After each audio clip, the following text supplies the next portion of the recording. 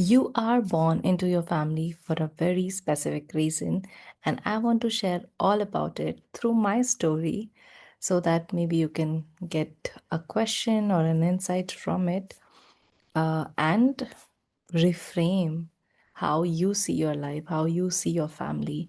Because I have seen, not just with me, but with so many of my clients, that how we connect to our family, it actually shapes our entire life.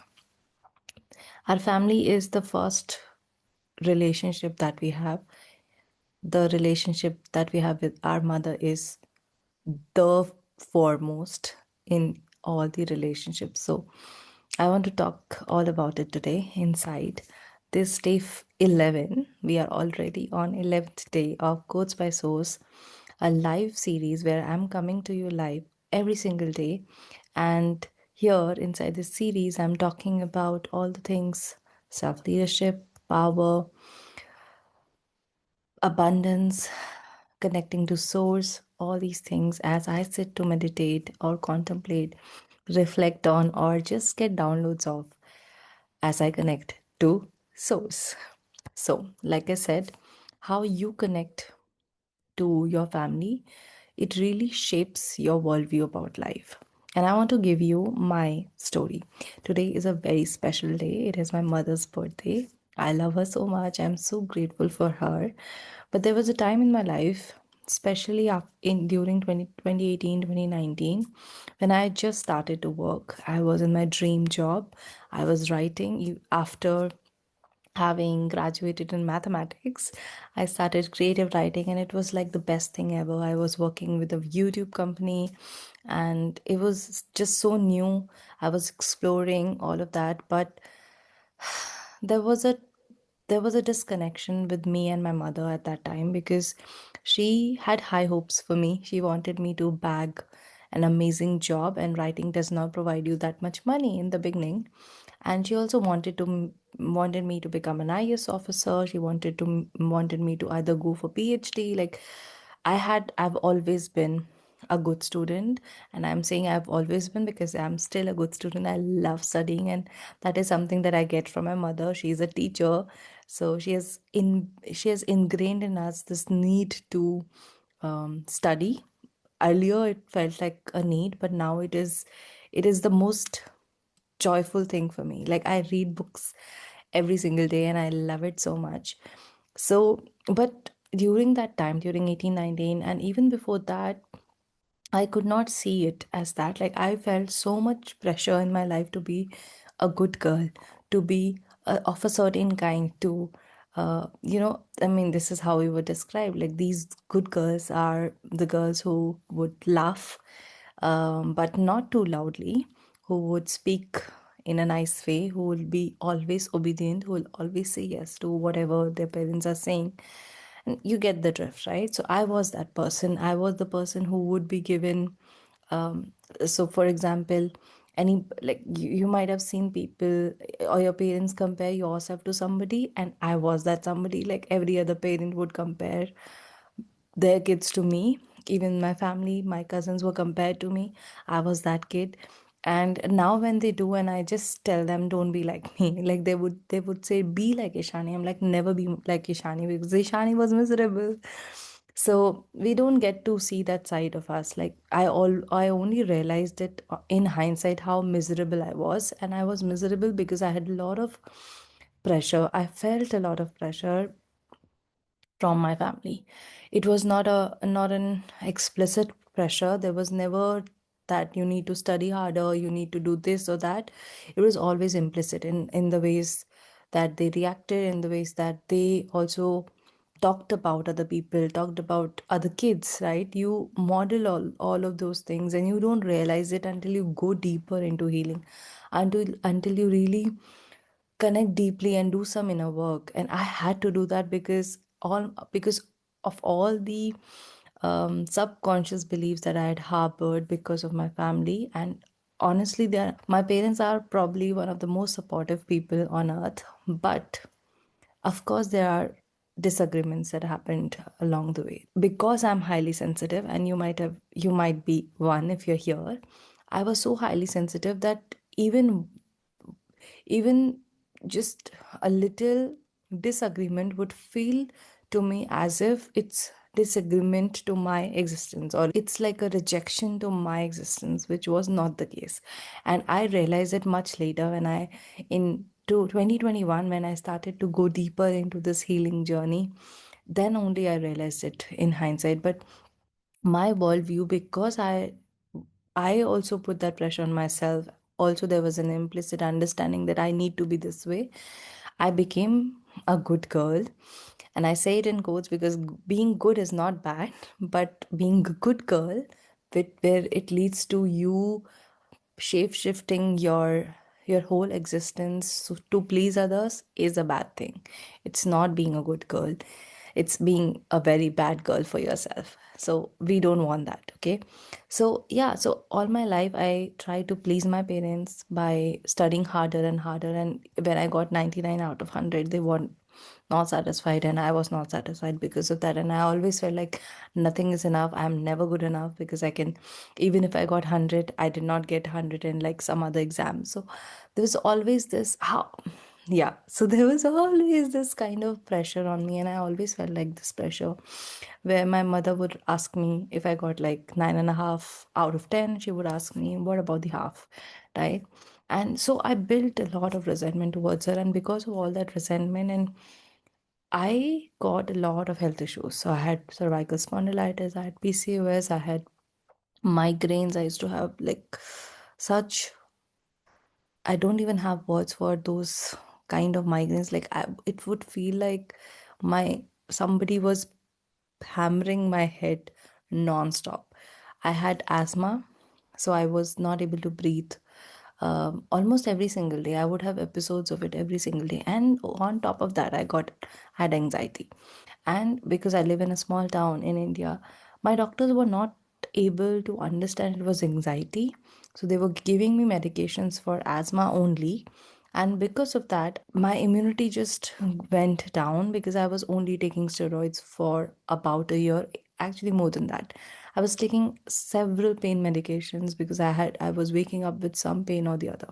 So I was like in a very miserable condition. And I realized when I started doing this inner work that my understanding of the world is that the world is, I always need to prove my existence in the world. And for that, I need to be the good girl. I need to be the good woman. I need to be the good friend. So even with friendships, what I would do is I would not share anything with them.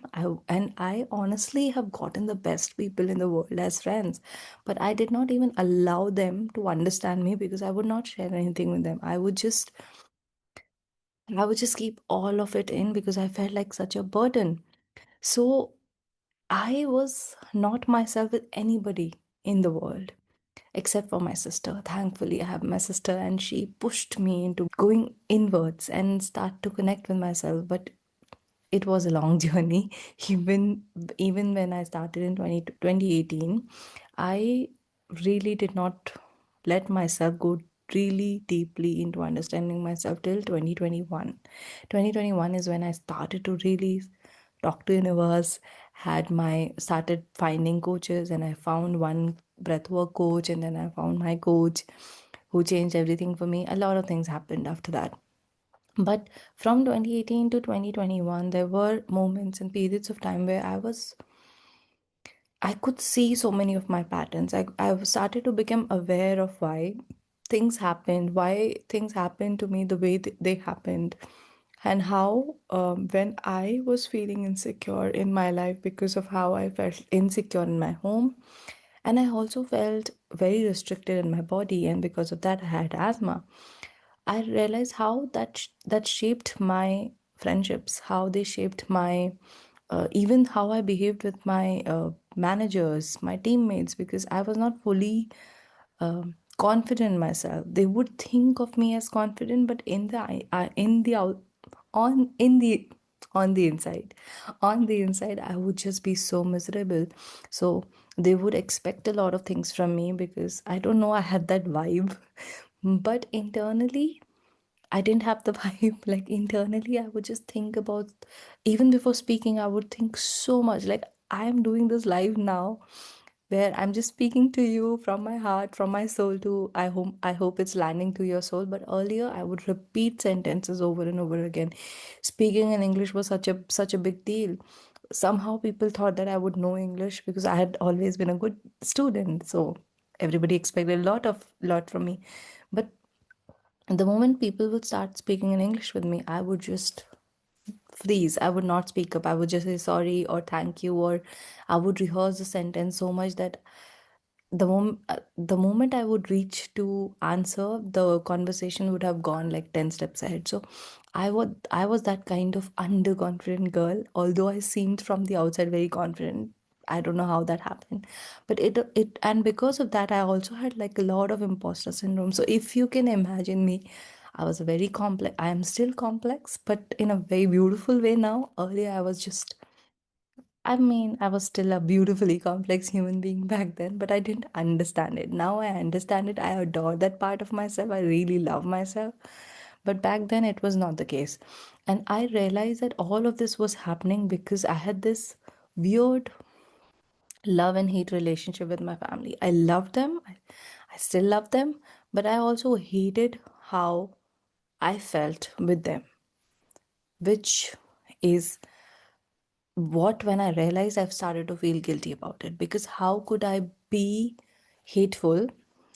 Hate is a very strong word, but resentful towards people who actually adore me. Like my parents have always loved me. They have they have not said it in so many words, but they have always been supportive. They've always been kind. They've always been that. But there was this pressure to be of a certain way, because I think that pressure is universal, and some people have huge intensities of it, some people have less, and some people like me who are highly sensitive take a lot of intensity because I am that way.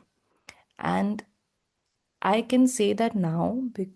I could not even say it 2 years back, but now when I actually started to connect with myself, and now that I've worked with so many women on the same issues, and inner child healing has been a big part of all of the work that I've done so much work like breath work, NLP, hypnosis, akashic readings, and what and mindfulness coaching, and all of those are important, but inner child healing it was the thing that shifted a lot of things for me, and I really love it. Like I think that is something that everybody of us needs to go through that experience, because it really allowed me to connect not only to myself, because when I connected to myself, to my inner child, I could also see why my mother behaved the way she did, why my sister behaves the way she did, my why does my father behave the way he does, because all of us inside are all little kids.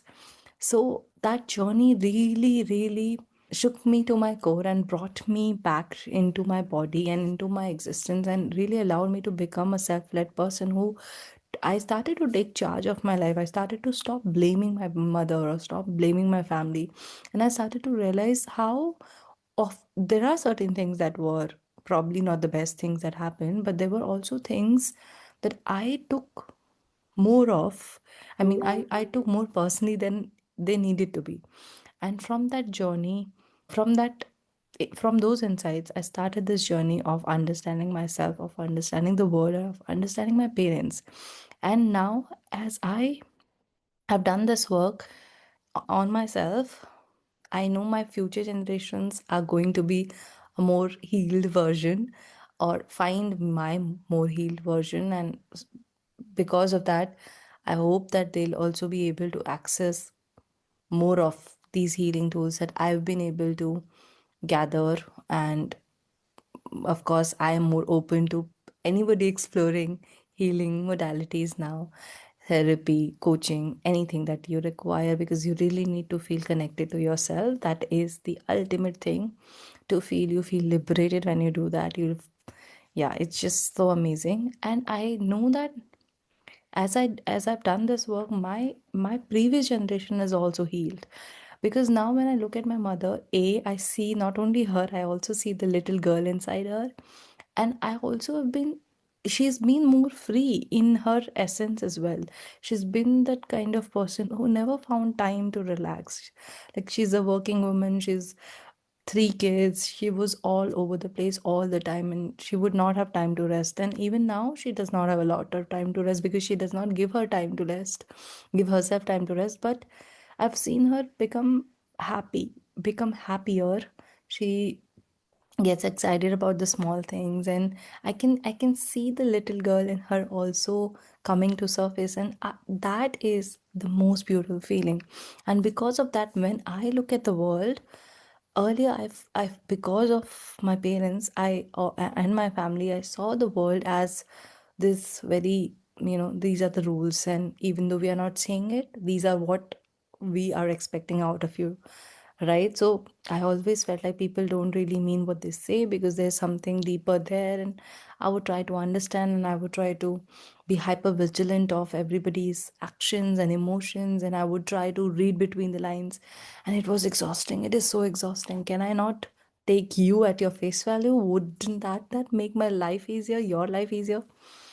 Okay, so now because of the work that I've done, I see my parents relaxing more, open to abundance, open to another way of living, open to YouTube now, finally, which was such a big deal when I started to work in a YouTube company back then.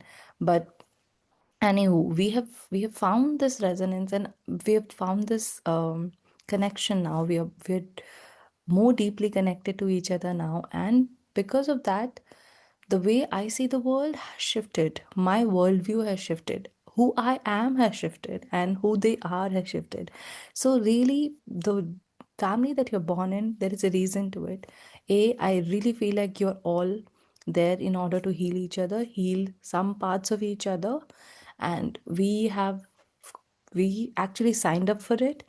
So instead of blaming, and I know some people have like not the best parents, okay, let's just say it like that, not the best parents. But if instead of trying to push them away, and if that is what, like, surrendering into that situation, not saying that I'm going to surrender to my parents, that's not the thing that I'm saying. What I'm trying to say is surrendering to the fact that, okay, this is what is happening right now, this is what I feel. I know that I cannot change them, right? However shitty the situation is, however horrible the experience, I cannot change it. Can I change myself? Meaning, can I change my perception of this, or can I change my connection to myself? Because everything external is a mirror to what I'm feeling inside. That is the core truth. So when I shift inwards, you will realize that the outer world also shifts. So it could be that you needed to have this opportunity in your life to understand yourself so deeply that you are the one person who's going to help other people break generational curses. So you will assign yourself, your higher self will assign yourself you in a household where you'll have that opportunity to go through that experience, so that ultimately you'll become that person. When who actually starts to talk about it, people will listen to it. So we underestimate the kind of missions that we have born with, right? And we will only receive our missions when we are doing some inner work. We are trying to understand ourselves, or are trying to understand source or God, universe, whatever you call it. So all I'm trying to say today is that whatever family you're born in is for a reason. Whether you like your family or not, there is a reason for it. And if you allow yourself to connect with yourself, you'll realize that you'll be able to connect or disconnect with your family, which could be your mission. Okay. And that is probably the mission that you're here for us to also lead on to.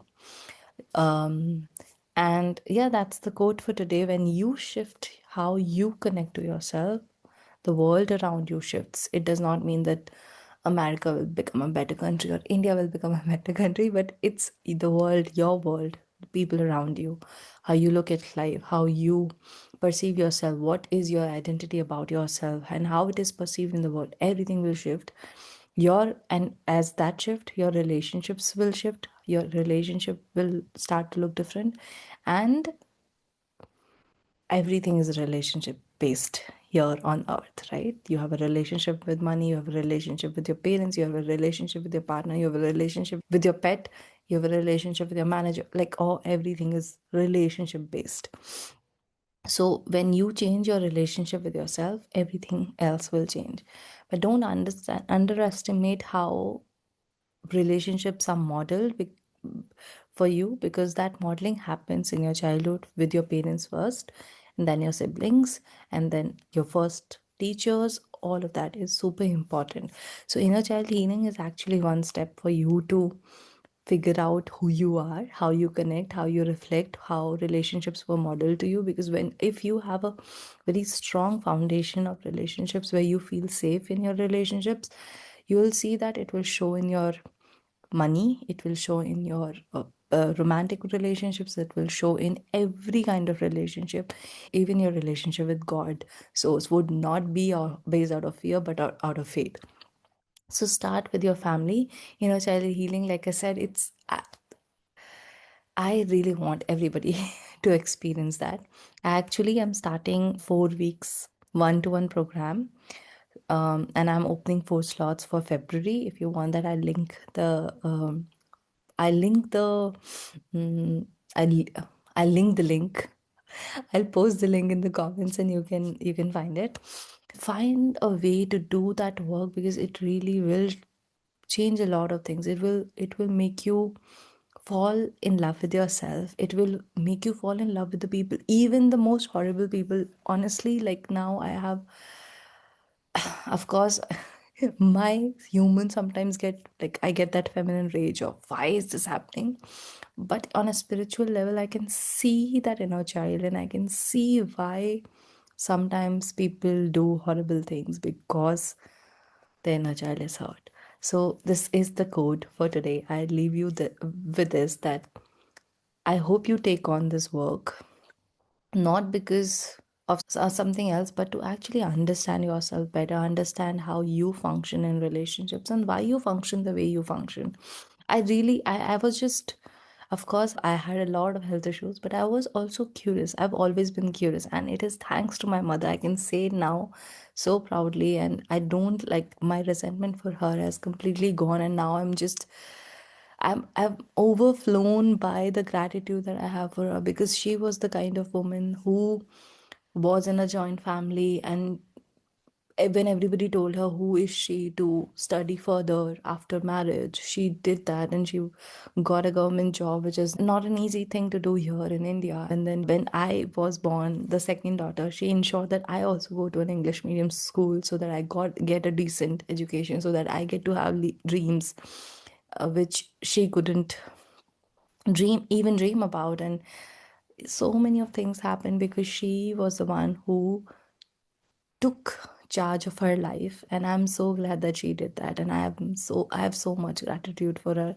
So this was the special episode of Codes by Source, where I just wanted to give a huge shout out to my mother. And yeah, I hope that you also get to build that kind of relationship with your parents, if it is possible, because sometimes it's not possible, and I completely get that. But if it can, I assure you, it's the most beautiful thing. And yeah, if you want to work with me on your inner child healing, I absolutely would love it. The link, again, it's going to be in the description. I hope you have an amazing day whenever you're watching me. Take care. I'll see you tomorrow for day 12.